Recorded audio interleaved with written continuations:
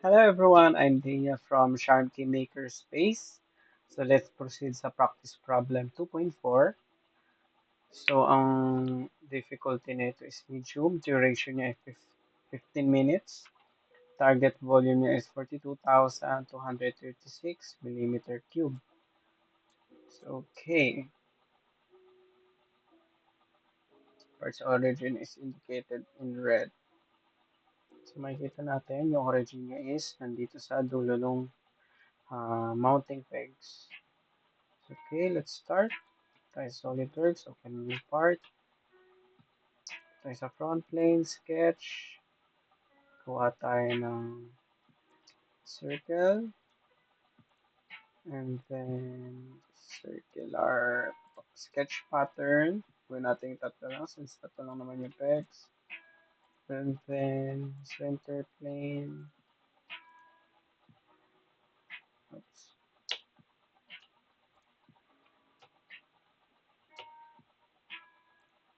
Center line. So, origin. Distance is 43 mm. And then, kita natin dito 16. Okay, gawin natin yan. There we go. So, i-coincident natin ito sa gitna nito. There we go. And then, gawa na rin tayo na, oops, separate yan. Okay, extrude na natin. So, yung height is 18.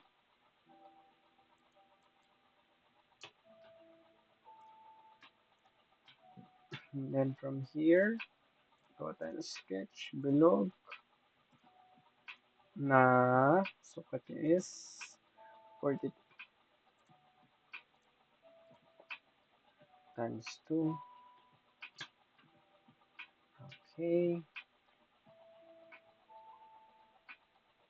Then, gawa tayo ng convert entities natin to. And then, offset natin ang, meron ba? Actually, hindi naman sinabi. Pero, ano na dito, 15. 15 pala mali. Hindi natin need i-convert entities. Ang ano niya lang is 15. Okay. So, 30 since diameter siya. Then, circular pattern ulit. Yun natin tatlo lang. Connect ulit natin yung origin dito sa gitna. Okay. Then, trim natin yung ibang excess. Then, fillet. 7. Ang pagkakatanda ko. 7 radius.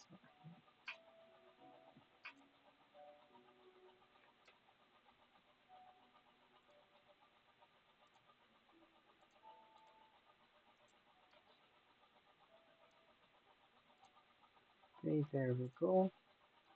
Ayan na siya. Okay, extrude.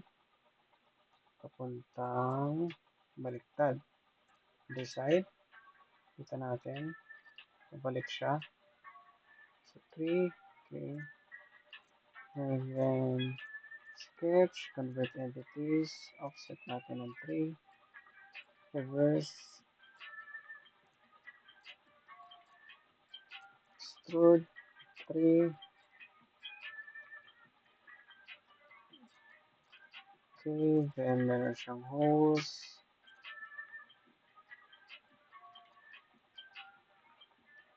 Okay, natin circular pattern. 3 count.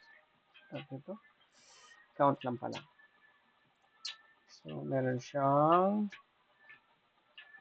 6 to 12.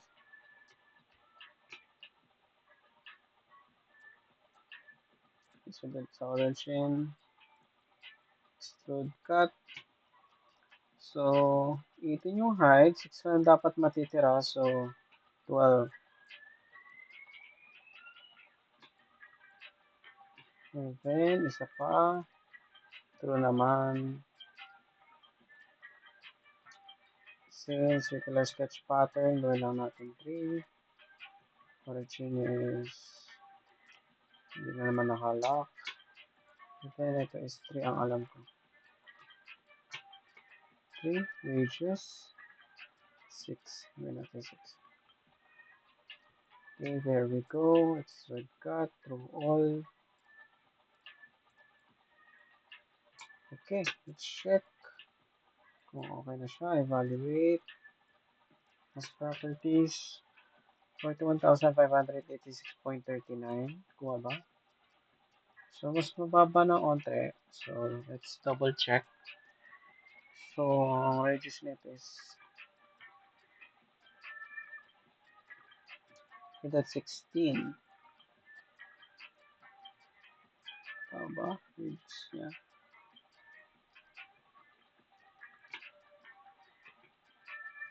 Okay, 6, 3, 7.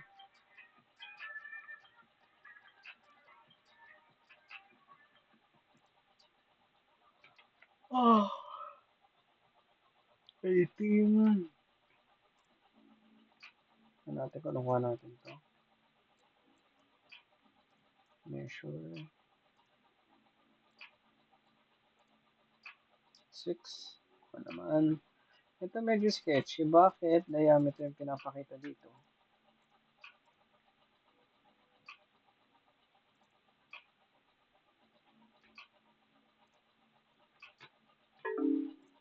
Di ba mali? So, mali itong typings na to. Then, thickness nito is 3.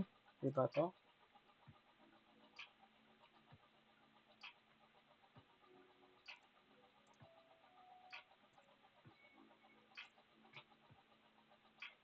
C3, nakuha naman.